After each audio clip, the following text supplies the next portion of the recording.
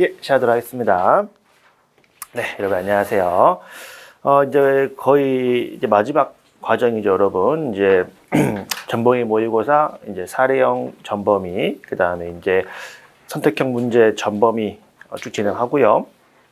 이제 제가 형소 이 형법 마무리하고 이제 형소 끝나갈 때쯤에 아주 짧게 특형을 좀 찍어서 해드릴 거거든요. 근데 제가 수업 때 다 할 거예요. 그러니까 지금 제가 오늘도 일부 특형을 좀 해드릴 거고, 그러니까 저는 이제 최대한 여러분들이 양 늘리는 걸 싫어하니까, 양 늘리는 걸 싫어해서, 그러니까 어쨌든 뭐 필요한 내용은 문제 다 담아 놓으니까 이제 수업 설명을 하면서 보충을 하고, 그 다음에 우리 9월에 진행됐던 것처럼 추가로 이제 우리 6모, 8모는 정리를 했잖아요. 근데 솔직히 10모는 제가 뭐 굳이 할 필요가, 물론 자료는 만들어 왔습니다. 자료는 만들어서 배부해 드렸는데, 다 해드렸던 내용들이 다 나왔어요. 다 나왔기 때문에, 뭐 아주 좀 간이하게 할 겁니다. 간이하게 할 거라서, 다만 이제 또 이렇게 나왔으니까, 이렇게 좀 응용을 어떻게 해볼지를 좀 고민을 해볼 거고요. 그리고 이제 마지막 뭘 할 거냐면, 이제 사실 이번에 이제 신모 기록형 문제를 보면 제가 이렇게 성매매 업소 관련을 해가지고 세 가지 있잖아요. 녹음하고 사진 찍고 그 다음에 지술검 고지하지 않고 이야기했던 거를 사실 똑같이 해드렸거든. 이렇게 세 개 나올 거라고. 근데 제가 이번에 첨삭을 해보니까 쓰신 분 반, 못 쓰신 분 반이야. 그래서 이해합니다. 할 게 너무 많으시니까. 그래서 했던 건데 이미 했던 건데 이제 제가 마지막 똑같은 걸 찝어가지고, 그러니까 여기 보면 오늘도 한 장이거든요. 형법도 한 장 나갔어요. 한 판례 5개 쓰게 될 겁니다. 요거 이제 뭐 형법 6회고 나면은 판례 한 4, 50개 되겠죠. 그다음에 형소도 똑같이 하면 한 30개 되려나? 그것만이라도 한번 더 봅시다, 여러분. 그래서 봤던 거니까 제가 좀 내드리는 거는 제가 감각적으로 수험적으로 나올만 하겠다라는 거, 그 다음에 또 이런저런 국가 시험에 좀 나왔던 판례들 한 번 더 정리를 해드릴 테니까 새로운 거 아니에요. 나갔던 대로 똑같은 걸 제가 좀 줄인 겁니다. 줄여가지고 그냥 골라온 거야. 그러니까 이제 마지막으로 여러분 한 번 더 보시라고 해서 이렇게 좀 보겠습니다. 그래서 이제 오늘 보통 이제 수업은 사례형 해설하고 그 다음에 이제 신모 쟁점 보면서 필요한 거 검토하고요. 그 다음 선택형 보고 마지막 최판 보고 이렇게 진행을 해서 길게 안 할 겁니다. 길게 안 하고 마지막에 하니까 여러분들 자수처럼 필요하겠죠. 자, 그리고 이제 모의고사 구성은 제가 최대한 총론적인 쟁점이랑 강론적인 쟁점을 좀 반반 섞으려고 노력을 많이 했어요. 이게 자칫 잘못하면 강론으로만, 근데 여러분이 강론 잘해. 제가 해보니까 사례형 문제를 쓰실 때 강론에 범죄를 잡으시는 거는 잘 하시더라고. 잘 하시는데, 좀 총론 쟁점이 나오면 조금 헤매세요. 그래서 제가 이제 일부러 좀 섞어놨거든요. 섞어놔가지고, 잘 하시는 좀, 근데 제가 아까 봤는데 잘 쓰시는 것 같아요. 그래서 여러분 확실히 좀 6월달하고 비교해 봤을 때 짧은 기간 내에 열심히 하셔가지고, 좀 잘해주셔가지고, 제가 좀 좋긴 했습니다. 그래서 이제 한번 보죠. 일문에 쭉 나오고, 갑이 옆에 이제 A를 손봐주려고 을한테 손 좀 봐줘라 라고 이야기를 하죠. 그럼 이제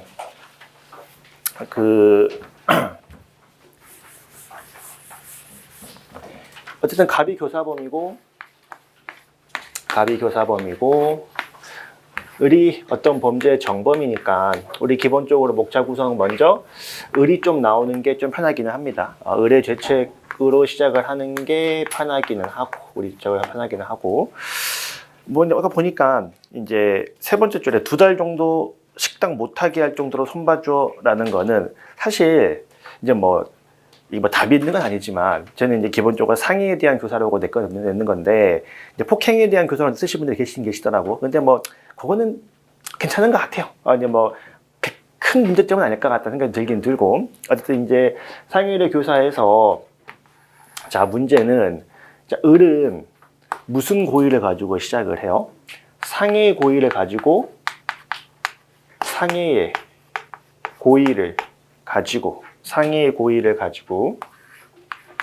A를 상대로 상해를 간 사건입니다. 근데 이제 사실 을이 A를 상대로 상해를 가했을 때 A는 죽었어요, 안 죽었어요? 안 죽었죠. 그럼 사실 여기 1행위는 그냥 사실 상해 고의로 상처를 가했고 상해를 입었으니까 상해로 끝난 거거든. 끝난 거고, 사실 멀쩡히 살아있는 A를, 사실 실제로 A는 생존해 있죠. 실제로 A는 생존을 해 있는데 이 행위, 매장 행위를 통해 가지고 여기서 이제 사망을 했거든요. 자, 그러면 사실 따지면 여기서 을의 죄책은 뭐가 되는 거였어요? 여기서 을의 죄책은 따지면 뭐예요? 따지면 멀쩡한 사람을 죽였죠. 멀쩡한 사람을 죽이는데 얘는 살인의 고의가 없었을 거란 말이야. 그러니까 따지면 과실치사가 되고, 사실 이제 사실 여기까지 적으면 괜찮아. 여기까지 줬고 이거를 상해죄하고 과실치사의 경합범으로 취급을 할 거냐, 아니면 판례는 뭐예요? 이거 전체를 묶어가지고 상해치사로 취급을 하죠. 상해치사죄로 취급을 하는데, 근데 아까 제가 보니까 요거는 다 잘 적으셨는데 왜 선택형 문제에선 틀렸어? 저 직접 보니까 선택형 문제에서 틀리셨더라고. 해서 어쨌든 요거 판례는 구별해서 보지 않고 전체를 상해치사죄로 보는 게 판례 입장이죠. 물론 여기에 소쟁점으로 뭐가 하나 있긴 있어요. 여기 소쟁점으로 이제 적으신 분들 중에 사체유기 적으신 분들 있죠. 이거 어떻게 정리해야 돼요, 여러분? 사체유기 이거 정리하려면 어떻게 정리해야 돼요? 자, 지금 A는, 자, 갑이 여기서 가진 고의는 사체유기의 고의는 맞죠? 사체유기의 고의는 맞는데 애초에 지금 시체가 아니야? 시체가 아니야. 그러면 시체유기라고 하는 범죄가 애초부터 가능해요, 불가능해요?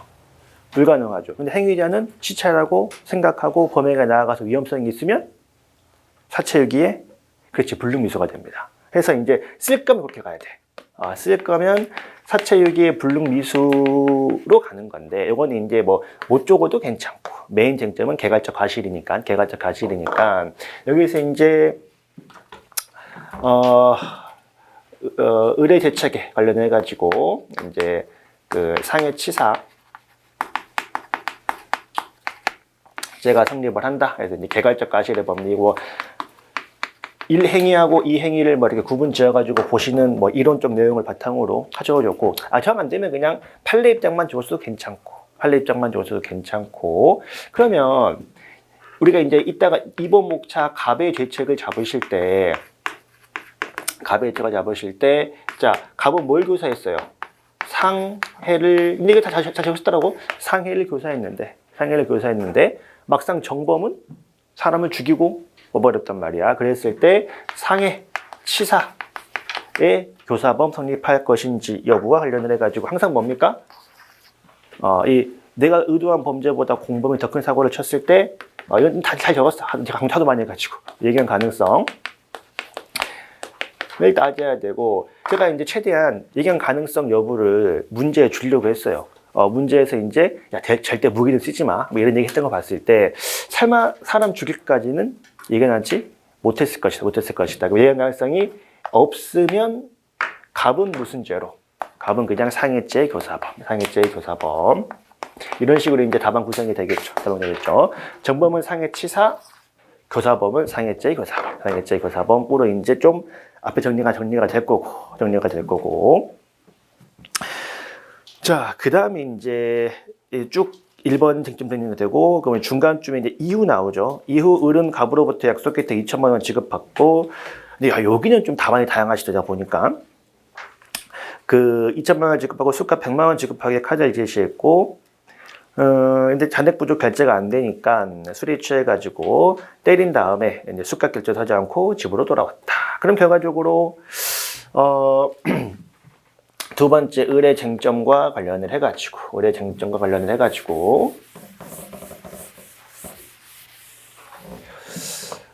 술값을 지급하지 않는 채무를 면탈하는 소극적 이익도 강도죄 이익 될 수 있어요, 없어요? 이익 될 수는 있어. 자, 그러면 얘는 폭행을 해서 채무를 면탈받는 소극적 이익이 되면 이 문제는 무슨 범죄가 돼요? 강도 상해죄가 성립하는지가 문제가 되겠죠. 강도 상해죄의 성립 여부와 관련을 해가지고 근데 여기서 을은 술값을 낼 의사가 있었어 없었어?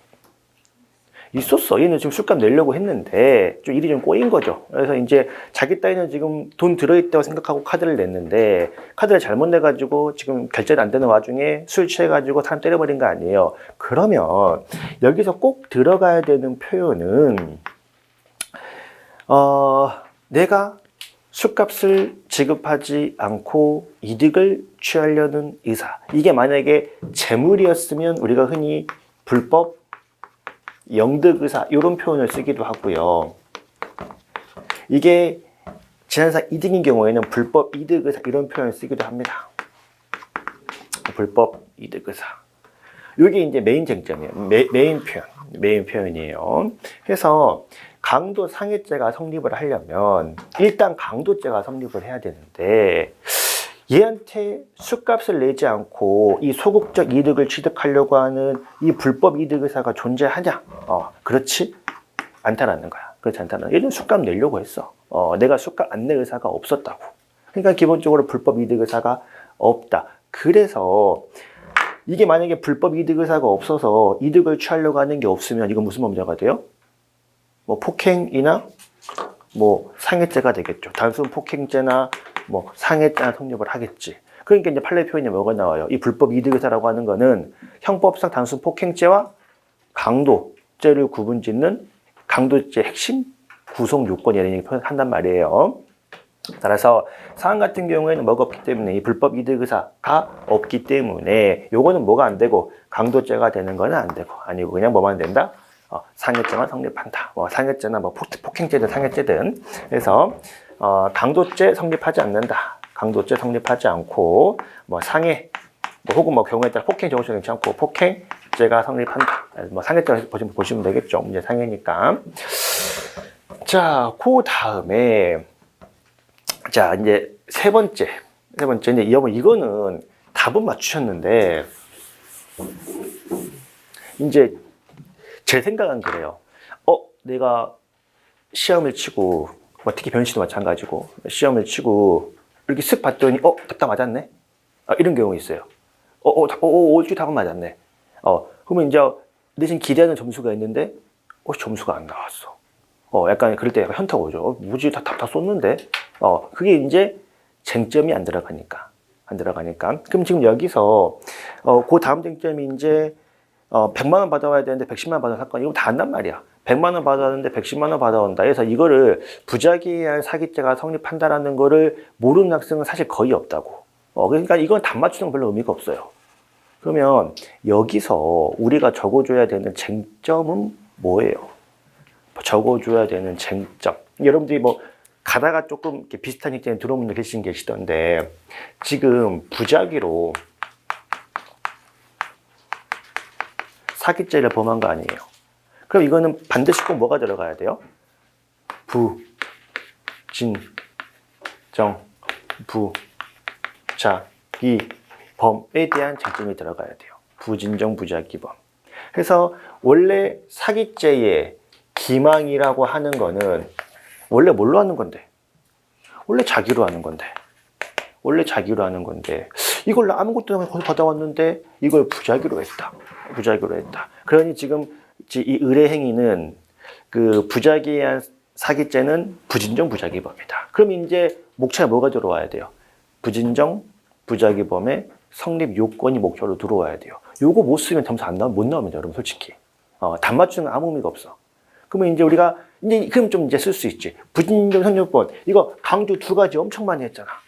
첫 번째 자기 의무가 필요하고 두 번째 행위 정형의 동가치성이 필요하고 그리고 이 자기 의무의 성립 근거에 법적인 의무여야 되고 도덕적 종교적 의무일 필요는 안 되지만 이 자기 의무의 성립 근거에 법률 행위 선행 행위 신의칙상 자기 인정이 여러분들이 다 이 정도만 적고 넘어가는 한 줄 차례하고 넘어가요. 신의칙상 자기 의무 인정이 되기 때문에 부작위한 성립한다. 근데 이제 그거 한 줄 쓰시는 것보다 거기에 가는 과정이 좀 필요하죠.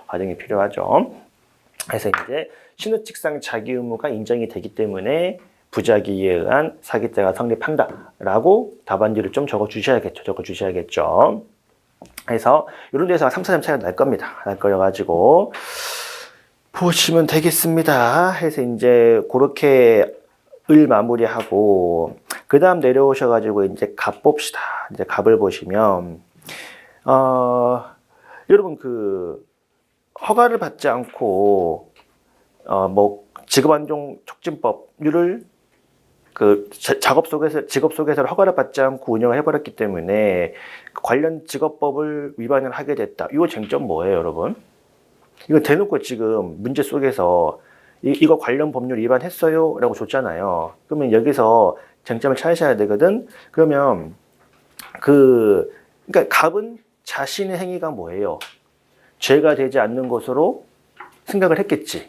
근데 실제로 범죄가 되는 거죠. 이게 이제 뭐예요? 흔히 말하는 위법성의 차고, 법률의 차고, 금지 차고.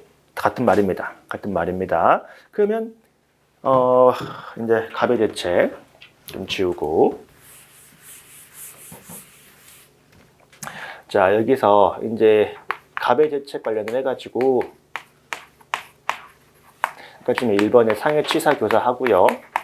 그다음에 2번에 이 직업안전고용법 위반과 관련을 해가지고 행위자는 범죄가 되지 않은 것으로 생각했겠지만 실제로는 범죄가 됐다 해서 이제 흔히 말하는 법률의 착오에 문제가 발생을 하게 된다. 자, 그러면 법률의 착오니까 여러분들이 16조 찾아가가지고 오인의 정당한 이유가 있냐 없냐에 따라가지고 정당한 이유가 있으면 책임이 조각돼가지고 벌하지 않을 거고 정당한 이유가 없으면 처벌이 되겠죠. 근데 요 문제가 나오면 꼭 적어져야 하는 게 뭐예요?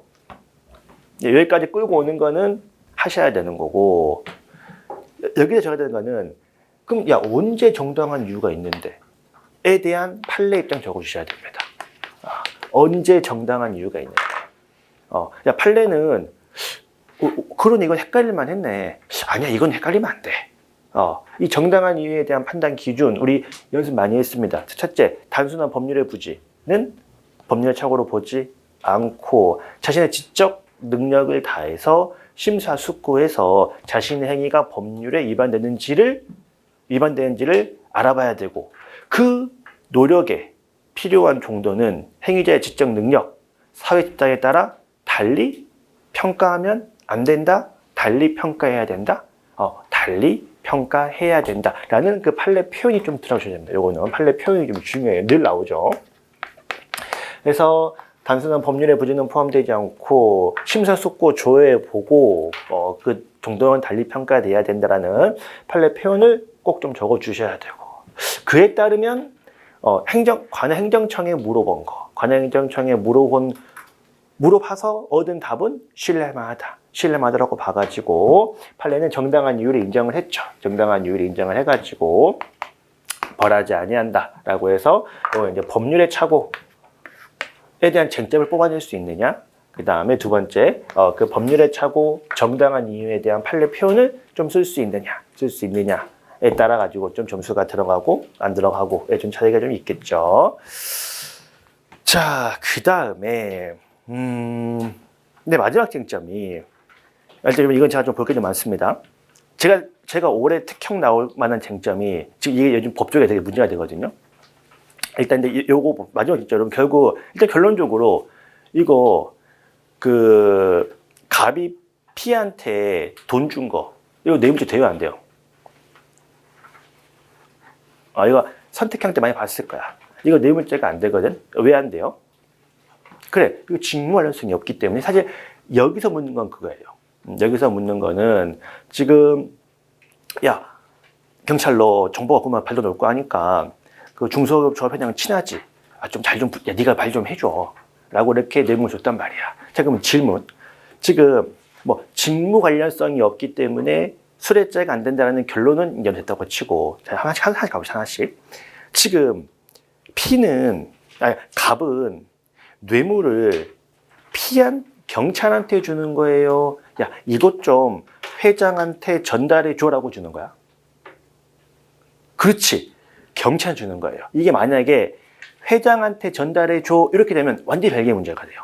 이제 별개의 문제가 돼. 하나씩 가봅시다. 그러니까 경찰 피 너 뭐고라고 준 돈이니까 피의 직무 관련성을 따져 보는 것이고 중소기업 협동조합 중앙회 회장의 업무랑 경찰관 피의 업무 전혀 무관하기 때문에 경찰관 피의 업무 중에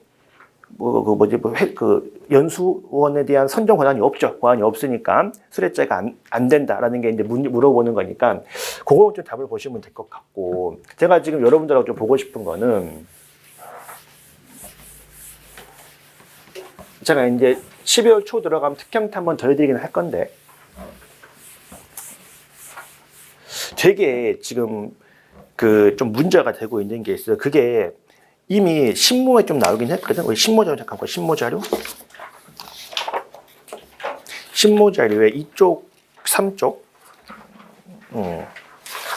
3쪽 좀 봅시다. 이거를 사실 제가 6월 달에 쓰기 자료 할 때 한번 정리해 드린 적은 이게 표현이 헷갈리니까 표현을 좀 잘 정리하라고 했어요. 우리 뇌물죄 조문이 129조가 사실 따지면 이건 단순 수뢰하는 거죠. 단순히 돈을 받는 걸 말하고 130조가 이게 이제 사실 조문상 표현하고 흔히 쓰는 게 좀 달라요. 조문상 표현은 제3자 뇌물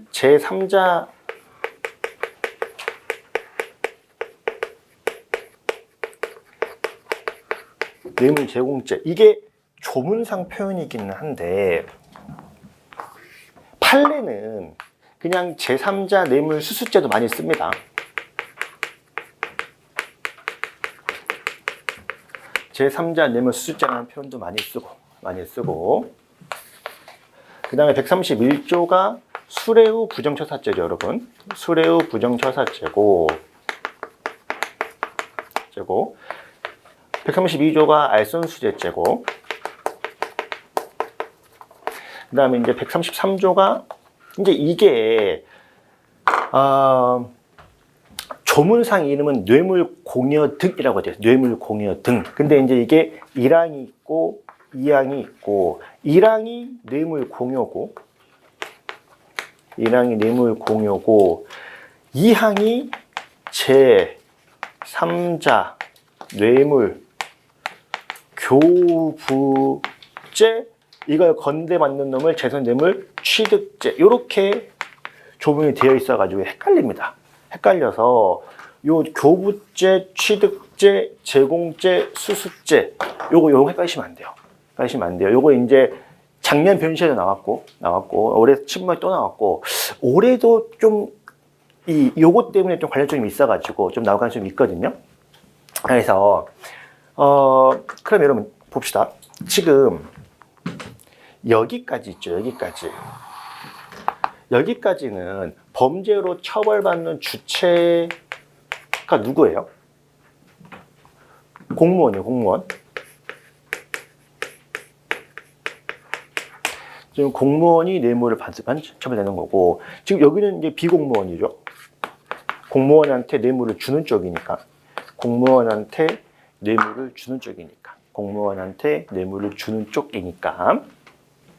자, 그래서 우리 이렇게 해놓고 신모 3쪽에 있는 신모 3차 이문을 보시면 대표이사 갑이 평소 알고 지내던 을한테 야, 너 K씨 건설과장 병이랑 삼촌이지?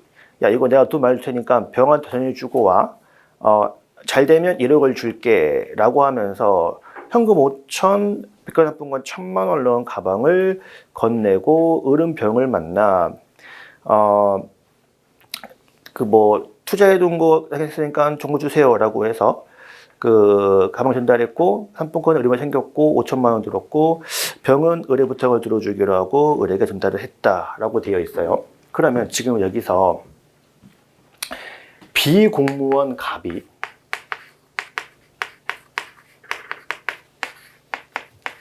비공무원 갑이 최종적으로 누구한테? 공무원 병한테 뇌물을 매기고 싶은데 을한테 부탁을 합니다. 야, 너 병하고 좀 친하지. 자, 그러면 여기서 을이 공무원이냐? 이렇게 합시다. 공무원이냐? 비공무원이냐? 에 따라 가지고 이 을과 갑의 죄책이 좀 달라질 수가 있습니다. 자, 그러면 만약에 비공무원 갑이 공무원 을한테 야, 니네 부하 직원 병이 하는 업무 중에 그게 있는데 네가 상사잖아. 네가 좀 말 좀 해가지고 좀 어떻게 좀 힘 좀 써줘봐 라고 부탁을 하면 그때 을이 오케이 내가 해줄게. 그럼 을의 대책이 뭐예요? 그럼 을의 대책이 여기 132조의 알선수재가 됩니다. 지금 여기는 주체가 다 공무원일 때 범죄가 성립해. 공무원일 때 범죄가 성립해. 그래서 만약에 얘가 좀 공간 늘리자. 공무원병 최종적으로 얘한테 뇌물을 매기고 싶은데 중간 다리로 을을 이용해 먹었다. 을을 이용해 먹었으면 을이 공무원이고 물론 이 공무원이 자신의 직무의 범위 내에서 영향력을 행사할 수가 있는 병한테 힘을 썼으면 형법상 132조의 알선수재죄가 성립을 합니다. 성립을 해요. 근데 지금 여기 사안에서 을은 공무원이 아니거든. 여기서 지금 보시면 을은 공무원이 아닌 그냥 평범한 민간인이에요. 이게 왜 문제가 되냐면 요즘 뭐예요? 여기 합시다. 김건희는 공무원이 아니야. 공무원이 아니야.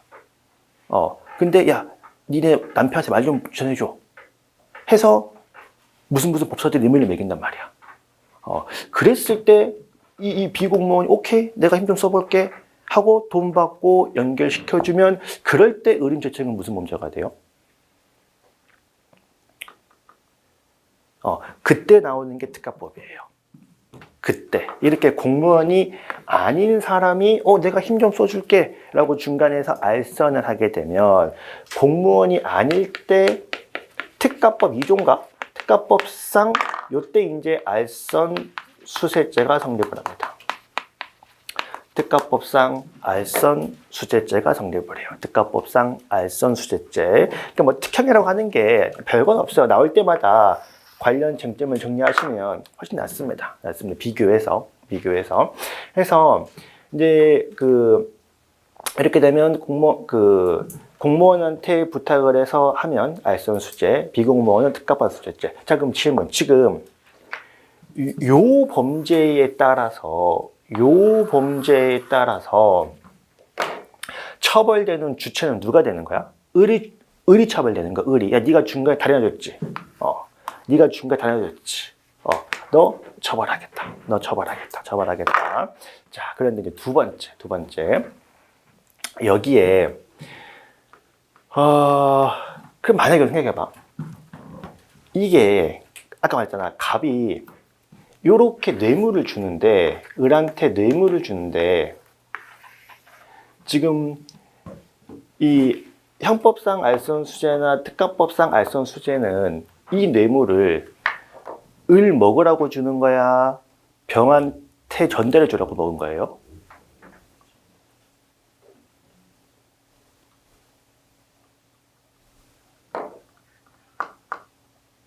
응? 그럼 여기 봐봐. 그럼 여기서 만약에 알선수재가 된다고 하면 그럼 구조상 비공무원 갑이 공무원 을한테 야, 니네 부하 직원 병한테 힘 좀 써줘봐, 니가 해서 뇌물을 주는 건 이 뇌물을 병한테 전달해 줘라고 주는 거예요? 아니야, 이거 니가 먹으라고 주는 돈이에요. 이거 니가 먹으라고 주는 돈이야. 이거 전달해 줘, 그럼 뭐가 되는 거야? 이게 되죠, 여러분. 전달해 줘. 일부는 네가 먹고 일부는 전달해 줘. 그러면 네가 먹는 건 네가 될 거고 전달해 줘는 이게 되겠지. 그래서 사실 여러분 지금 뭐 뉴스를 좀 보시면 아실지 모르겠는데 그 건진법사 측은요, 내가 준 뭐 이런 그래프 목걸이, 뭐 이런 각종 금덩어리 이런 것들을 윤석열 대통령에게 좀 잘 좀 전달해 주세요라고 줬다고 주장하고 있을까? 이거는 김건희 님께 드린 거라고 주장하고 있을까? 이거는 김건희 님께 드린 거라고 주장하고 있어요.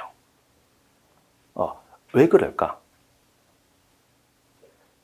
그렇게 되면 무죄가 나올 수 있어요. 그렇게 되면. 왜 그러냐면,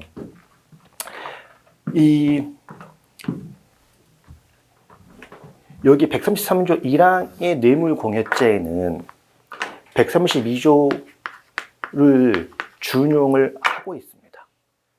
그래서 알선수재의 목적으로 돈을 주는 것도 형법상 뇌물공여죄가 될 수는 있어요. 근데 특가법상 알선수재의 목적으로 돈을 줄 경우에 직례죄에 대한 처벌 규정이 없습니다. 이게 지금 시험에 자꾸 나오거든요. 지금 여러분이 잘 모르시겠지만 각종 국가고시에 이게 형법상 알선수재의 목적으로 돈을 주는 것도 형법은 뇌물공여죄라고 봐. 야, 네가 먹으라고 주는 얘한테 잘 좀 말 좀 전해줘. 네가 먹고 잘 좀 전해줘. 이것도 형법상 뇌물공여죄라고 보거든. 근데 특가법상 알선수재는 이 비공무원이 뇌물을 공여하는 거에 대한 처벌 규정이 없어요. 제가 나중에 좀 해드릴게요. 특강 해드릴 텐데 미리 좀 들어놓으세요. 이게 특가법상 알선수재에는 공여자를 처벌하는 규정이 없습니다. 그래서 지금 그 건진법사 측 법 논리가 지금 이렇게 하고 있거든요. 우리는 이거 저쪽 누구냐?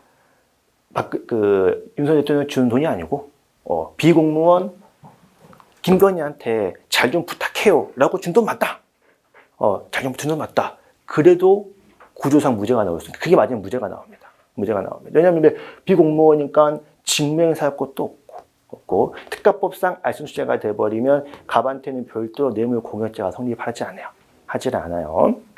그래서 요 차이를 조금 꼭 기억해 주세요. 이게 형법상 알선수재죄가 될 때는 뇌물공여죄 성립할 수 있지만 특가법상 비공무원이 알선수재를 하고 이 비공무원에게 뇌물을 줄 때는 공여죄를 처벌하는 규정이 없다.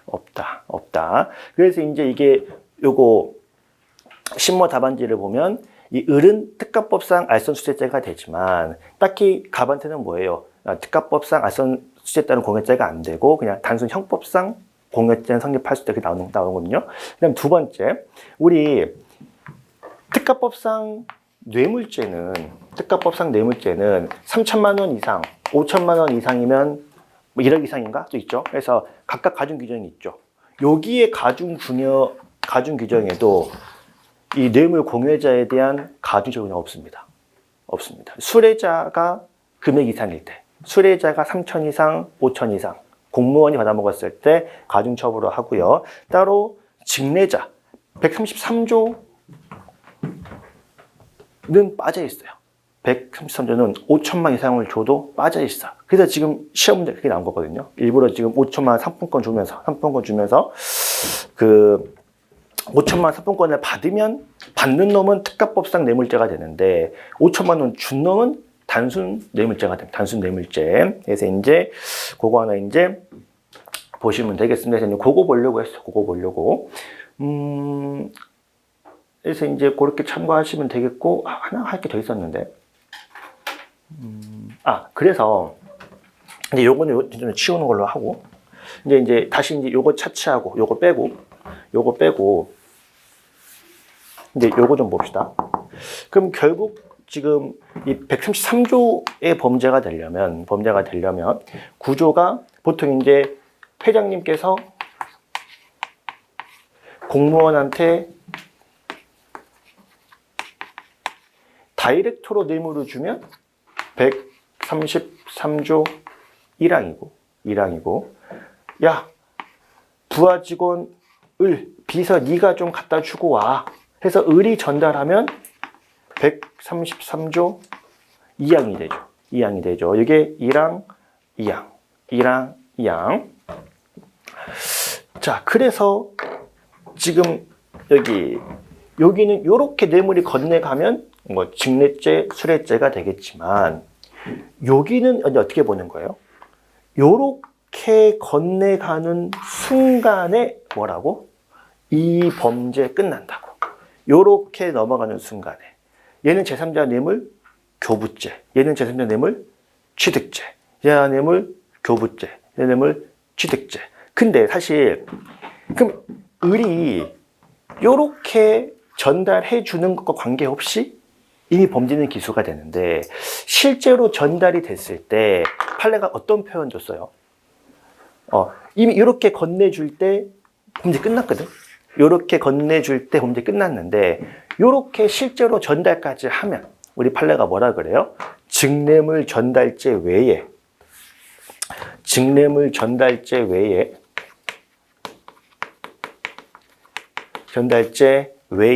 추가로 뇌물 공여죄는 성립하지 않는다. 여기까지가 판례 표현이야. 그럼 약간 제가 이것도 수업 때 한 적이 있는데 판례 표현이 혼재되죠. 지금 을의 죄책은 제3자 뇌물 취득죄인데 지금 판례는 전달까지 했어. 그럼 직뇌물 전달죄가 되는데 별도의 뇌물 공여죄는 아니야.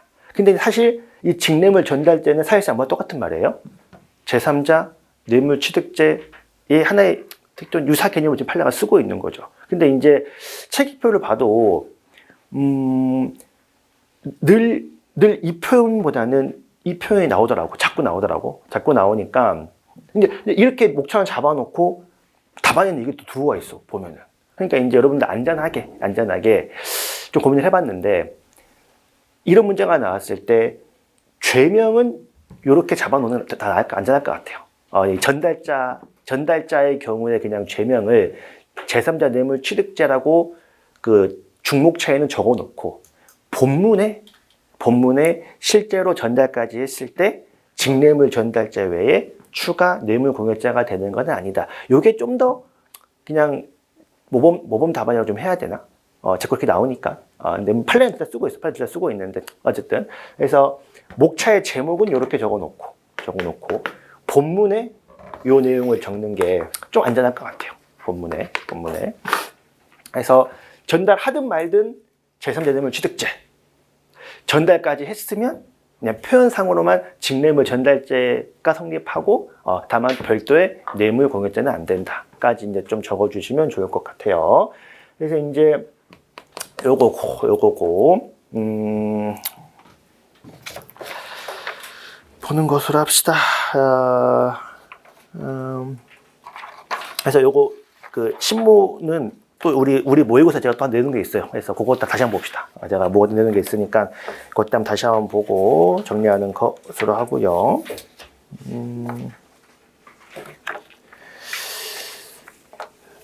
그 다음에 하나 더 남았지, 맞아. 우리 시험이 더 남았죠. 뒤에 자료가 많아가지고. 자, 뒤에 이문 봅시다. 이문.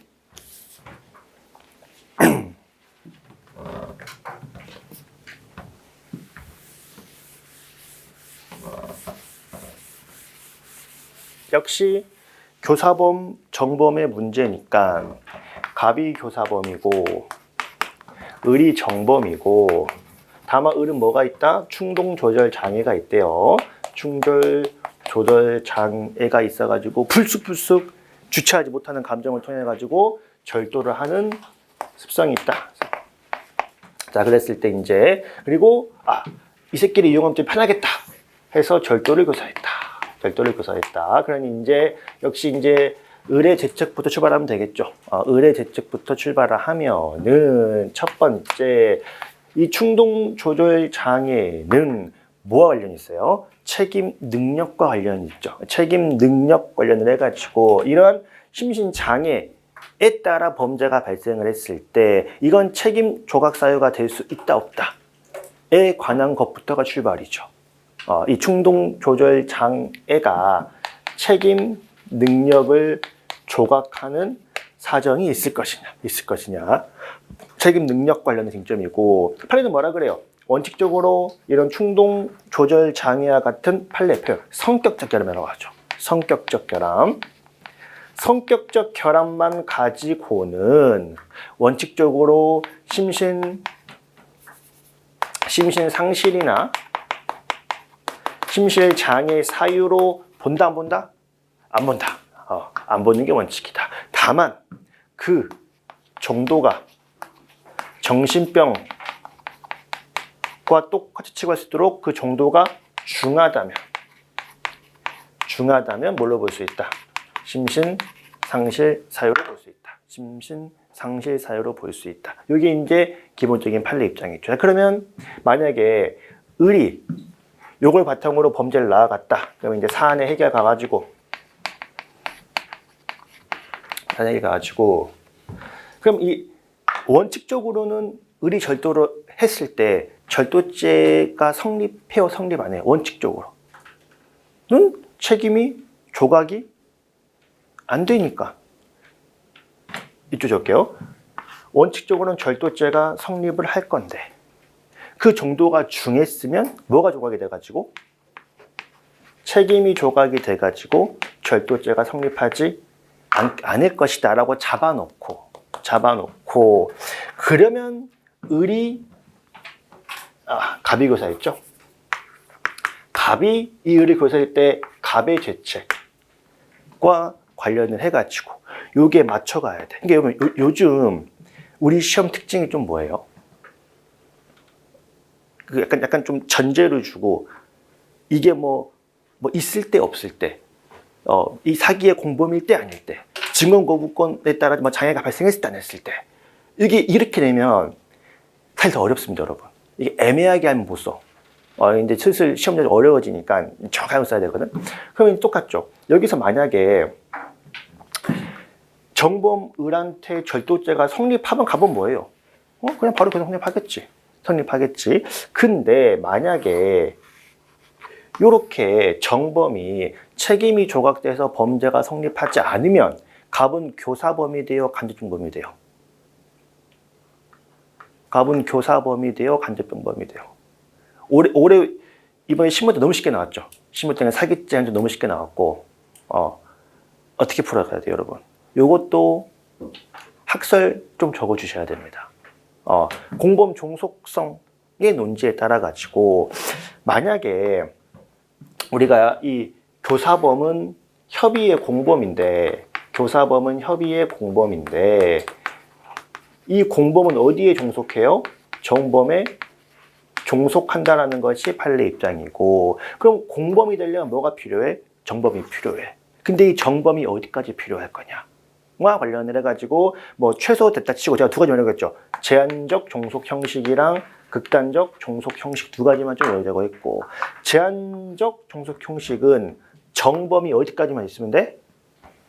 구속요건 해당성, 위법성까지만 있으면 뭐가 성립 가능해? 공범 성립 가능하죠. 그러면 제한적 종속 형식에 따르면 갑은 이 책임이 조각되는 을을 교사하면 교사범 성립 가능해요, 불가능해요? 그렇지, 가능하죠. 근데 극단적 종속 형식에 따르면 정범이 어디까지 필요해? 구속해당성, 위법성, 책임까지는 있어야 교사가 되거든.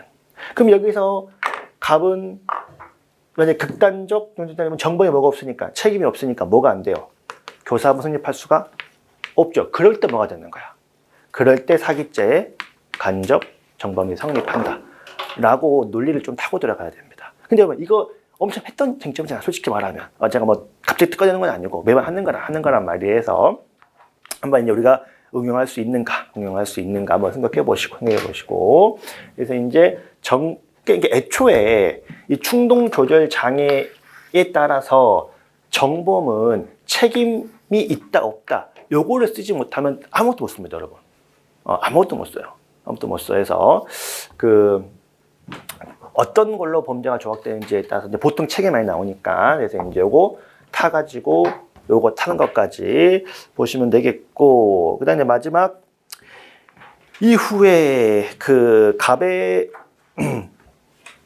범행 현장을 아들이 병이 목격을 했고, 이거 의리교사였고 갑이 정범이구나. 맞나?